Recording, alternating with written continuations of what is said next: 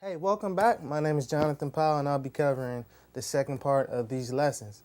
Now, in these lessons, what we're going to cover are 7 chords, ninth chords, 11th chords. You know, those chords that, are extended that you may think are harder than what they are, but they're really not. We're going to break those down step by step. And I'm just going to pick up where Jermaine left off in the key of C. And let's start with the 7 chord. Let's talk about major 7 chords. There's a difference between major 7 chords and dominant 7 chords. I'm not going to explain right now. Let's just start with the major 7 chord, all right? So basically, every chord that you play outside of a root chord that consists of the 1, 3, and 5, you're just going to be extending the chord. So pretty much you hear a lot about chord extensions. That's what they really are. All you're doing is extending upon the root, which is the 1, 3, and the 5. So let's look at the keyboard. C and E and G, that's our 1, 3, and 5, right? So in order to make this a major 7 chord, all you would do is add that major 7th of the C major scale. So if you look at the scale, 1, 2, 3, 4, 5, 6, 7. That B is the 7th, and all you're doing is compiling the root chord with the 7 chord, all right? So this is pretty much what it is. Now, a lot of times when you're playing a lot of different songs, whether it be gospel music or some type of smooth jazz style, if you're playing with a bass player too as well, you don't necessarily have to play the root note, which is C, in the chord. So if you look at it this way, if you take the C out the chord and put it in the bass, these are the notes that you have left. Now, how I think when I talk about these chords is, okay, look at it from a different perspective, as it's kind of like you're playing a different chord over C. And if you look at it like this, if you study the things that Jermaine showed you, this is an E minor chord, okay? This is an E major chord, and this is an E minor chord by lowering that third. So really, you can mess around with the different inversions, and this is still going to be a C major 7, okay? Because the C is in the bass, and you still have the notes that make up this C major 7. Okay, you have, this is the third. It doesn't matter what inversion you play this E minor chord in your right hand.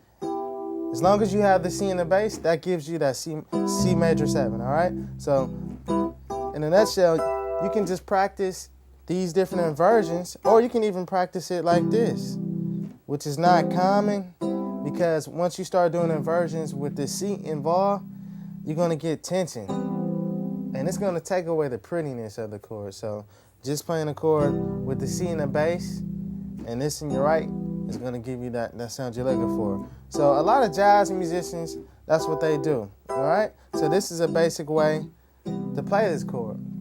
Now, I think of a lot of different tricks that actually help me to remember the chords and how to find them in different keys. And what you can do, particularly with this chord, is identify the third, okay? In this particular case, the third is E, all right? So once we found that E, you automatically know that I showed you that we're playing a minor chord, an E minor chord. So for any chord in any key, if you want to find a major 7 for any key, and you want to transpose really quickly, and you want to play a major 7 chord, for example, let's go to the key of F, okay? This is an F major chord, the 1, 3, and 5. Okay, what's the third of the F chord? It's that A. So how do we make a major 7 chord? Okay, add that A minor. So whatever the third is, make that a minor chord, and now that gives you the major 7th with that F in the bass. Okay, so pretty much all you're doing is identifying the third tone, whatever that third tone is. Make that a minor chord in combination of the bass, okay?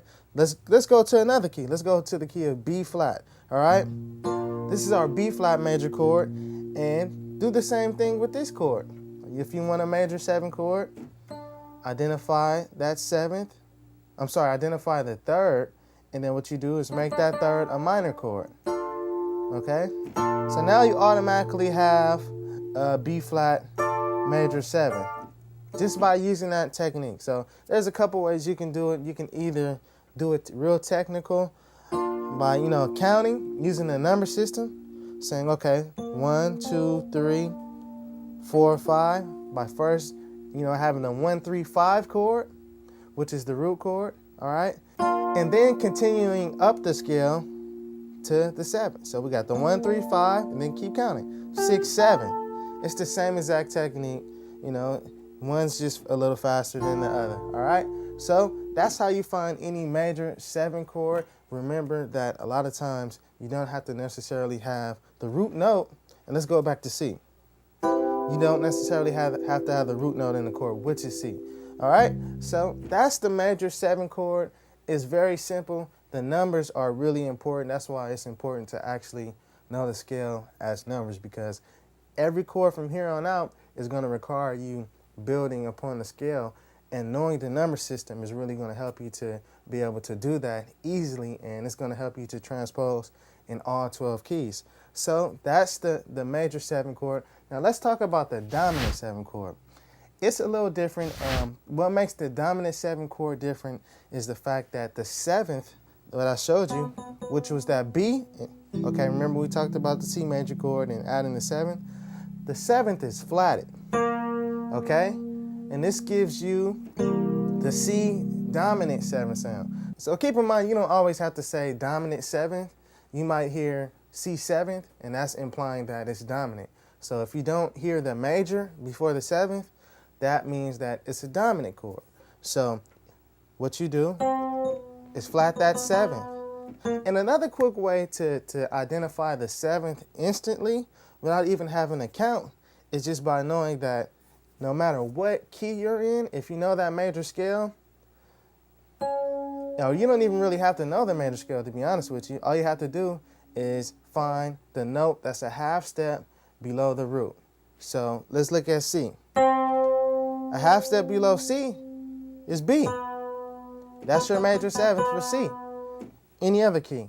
If you go to the key of F, E is a half step down from F. So that's your major 7 for F. If you go to the key of B flat, A is a half step away from B flat. So that's your major 7. So that's another quick way. But let's go back to what we were talking about. The dominant 7. I just wanted to throw that in. All right, so we got the 1, 3, 5, and the dominant 7th is the 7th that's flatted, okay? So you just flat the major 7th, and that gives you this. Now this chord is used a lot in more bluesier sounding styles, like your more traditional gospel style, as well as your jazz and your blues style. And the reason why is because that's dominant 7 is what gives it that sound, okay? There's a number of different ways that you can use this chord. One of the most basic ways is just playing it the 1, 3, 5, and 7. But if you look at the chord, there are different things that you can do with it. All right, so let's look at one way. This is one way I told you, with the 1, 3, 5, and 7. But what you can do is you can always invert your right hand and just play any type of C major chord.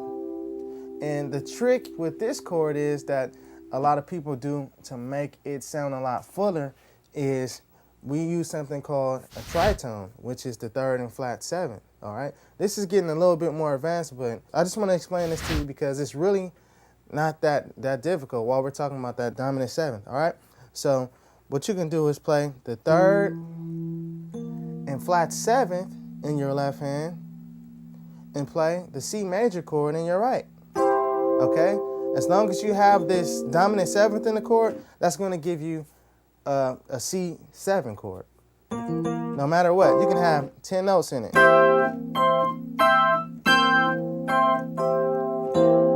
It's still going to be a dominant 7 chord. So I'm saying that to say that a voicing that you can do that's real simple is play the 3rd and the flat 7 in your left hand. Remember that. 3rd, flat 7.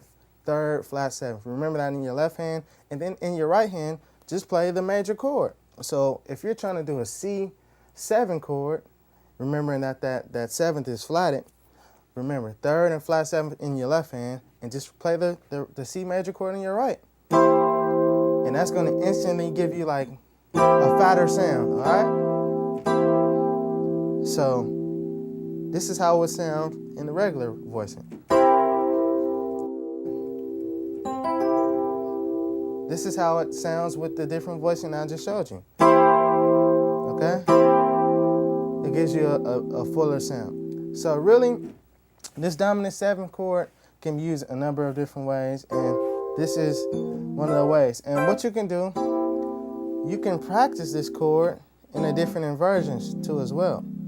So what I would do, in order to get the feel and the fingering down, I would practice in different inversions.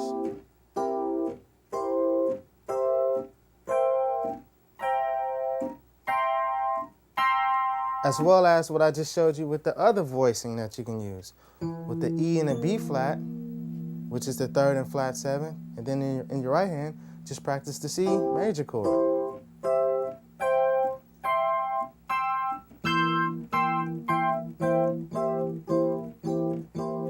Okay?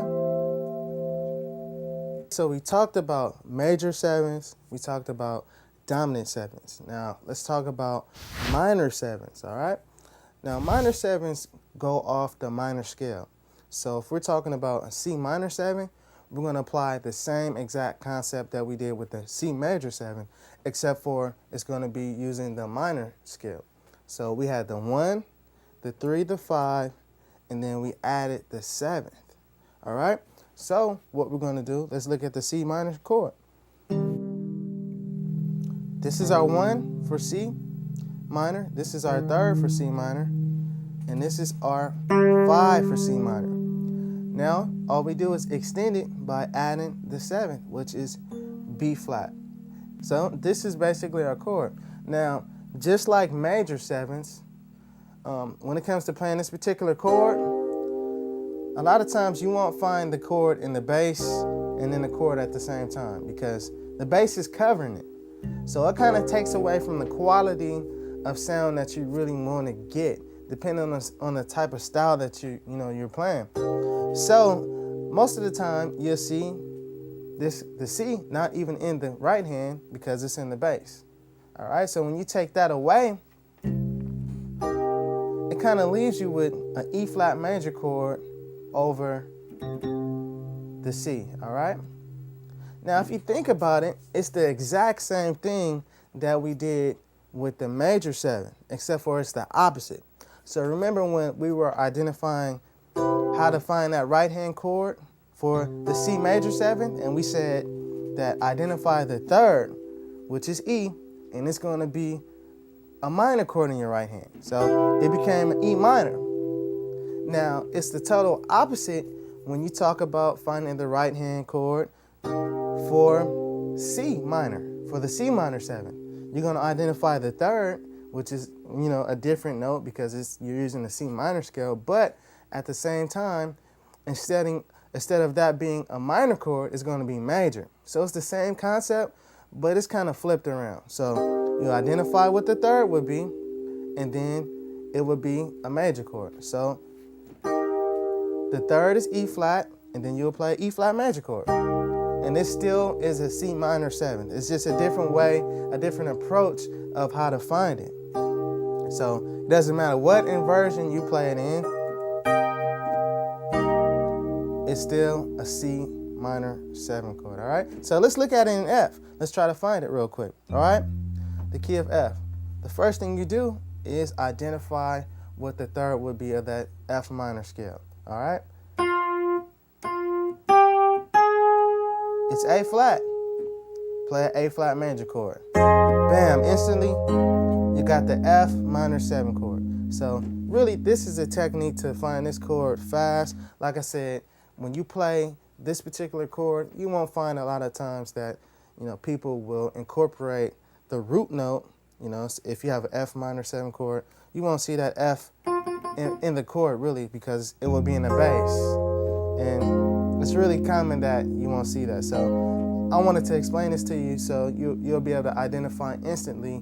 Even if you end up playing a chord and you say, okay, I have a major chord in my right hand, but I got C in the bass. If you know that this is an E flat major chord in your right and you're playing C, instantly you can say, okay, I'm playing a C minor 7, because you find that 3rd and you play a major chord off the 3rd over over the C bass, okay? So that's something really quick. Now, there's not too much to talk about with this particular chord because that's all it really is. It's really like playing a major chord over, you know, a different bass note, all right? And if you notice that C and E flat, they're relatives, okay? So basically, if you're playing in the key of C minor, you're playing in the key of E flat major. So that's another way to think about it. If you look at the C minor scale, every note in the C minor scale is exactly the same as the E flat major scale.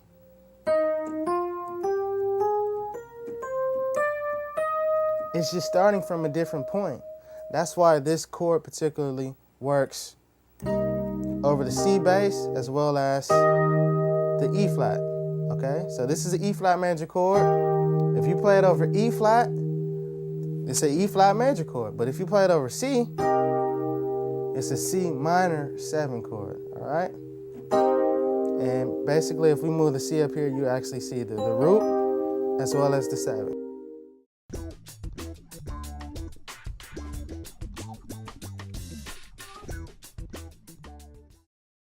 All right, welcome to diminished 7 chords. What we're going to be doing, we're going to be teaching you how to structure those and basically how to create them in different keys using a formula, a step-by-step formula. So just to start off, the first thing that you should know is that diminished chords are made up of 3 minor thirds, okay? 3 minor thirds, and there's another thing that you have to know. When you're naming any type of chord, what you should know is that it should be every other alphabet letter. So if you're talking about a C chord, it has to be C, then you would skip D, and then the next note has to be some type of E, okay? And then the next note would have to be some type of G because you're going every other alphabet letter. So, you know, C, D, E, F, G. You're gonna skip. So it has to go from C to E, and then it has to go from E to G. You gotta skip that F. The same thing for diminished chords. Okay, so let's look at a C diminished 7th, all right? This will be considered a C diminished 7th. We have C, we have E flat, we have G flat, and this will be considered B double flat, okay? I don't want to throw you off. Let me tell you this real quick. Remember we said that the alphabet letters have to skip a note. So we got C, okay? And what's after C is D. We have to skip that and go to E. So this has to be some type of E, and it's an E flat. Then the next note will be a G flat because we have to skip that F. Remember, it's every other alphabet letter. And then from here, this technically will be considered A, but we can't go from G to A because that's the very next alphabet letter in the alphabet. So it has to be some type of B. So that's why this technically will be called B double flat. If you want it to be real technical and correct as far as theory is concerned, but you know, I'm gonna call this A, so I don't want you to get confused. All right, so this is the C diminished 7 chord, and it's structured off of 3 minor thirds. And 3 minor thirds is really starting from, how you get a minor third is basically start from whatever note you're on and go up 3 half steps. 1, 2, 3. That's your first minor third. So from here, from the E flat, you would go up another 3 half steps. 1, 2, 3. Okay? And then from here, you would go up another 3 half steps from the G flat. 1, 2, 3. And that's how you get your C diminished 7. So that really works for any type of chord. If we take this to F and we want us to find out, okay, what's the F diminished 7? We would start from F, of course, and then use the same concept. 3 minor thirds. Okay, here we go. And remember, it's 3 half steps. So 1, 2, 3. That's our first note. And then from here, from this A flat, we're going to go up another minor third, and it's 3 half steps. 1, 2, 3. And then from this, we're going to go up another 3 half steps. 1, 2, 3. And now we have the F diminished 7. All right, so just like all the other major and minor chords, this diminished chord can be played in 12 different keys. But the secret is that there are only 3 distinct ones.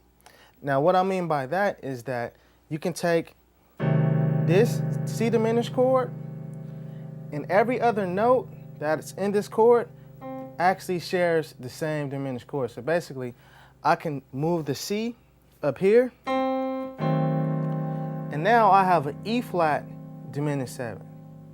I could take this E flat and move it up here, and since G flat is the first note, now I have a G flat diminished 7. So pretty much every note that's in a chord actually shares the same diminished chord. It's kind of like they share the same blood. They're a part of one diminished chord family. So that's why when you actually, if you even take this chord up half steps, you will see that it'll end up being the same chord, you know, over and over about 4 times. So let's look at it. Let's take it up. There it is again, okay? Let's take it up some more. There it is again, except for the E flat is up top. Let's take it up some more. There it is again. So, you know, every note that's in the chord shares the same diminished chord. So basically, that works. All right, so what I'm going to do now is distinctly show you the 3 different ones and just show you all the different notes, because it really works like this. There are 3 different diminished chords that you can possibly play. And there are 4 notes that are in each diminished chord. There's 3 chords and there's 4 notes in each chord. So if you actually do the multiplication, you will see that 4 notes, and every note in that chord actually forms a different diminished chord, a different name, even though they're sharing the same notes. So if you do the multiplication, 4 times 3 equals 12. And there's 12 different ones that you can possibly play. But they're all sharing the same, chords and notes. So let's look at them, all right? So this is the first one. This is the C diminished 7th. If we take it up a half step, this will be the C sharp diminished 7th, okay? And every note that's in this chord is a part of that same bloodline. So, if you go to E, all you would do is move the C sharp up here. If you want to know the G diminished 7th, which is a part of the chord, all you would do is invert the chord up and then move the E up here. And then for the B flat, all you would do is move the G up here. And this is your B flat diminished 7th.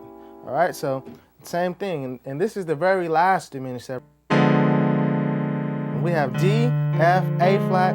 Technically, this would be called C flat, because remember the rule, we can't go to the very next alphabet letter, because this is A flat. We can't say B, we have to skip an alphabet letter, which would be C, will be the next in line, because we got to skip that B. So this technically will be called C flat. Diminished chords, when you talk about naming them and being correct, it gets real complicated, all right? So basically there's only 3, because after these 3, it starts all over. Because once you go up to that 4th time, that 4th half step, you're going to be playing the same exact chord as the first. Look, this is the first chord. Once we go up 1 half step, then another half step, then once we go up again, it's going to pretty much start all over, and we're going to be at the same as the first one. This first one was this, but if you actually look at the chord, all the same notes are the same, except for the C is up here. And if we go up again, you will see that all the notes are the same as the second chord that we went up to. We went from here to here. So really, that's all it is to it. Diminished 7 chords, there's only 3 of them. And once you learn those 3, you really know all of them in all 12 keys, all right? So that's it for this diminished 7 section. I'll see you in the next one.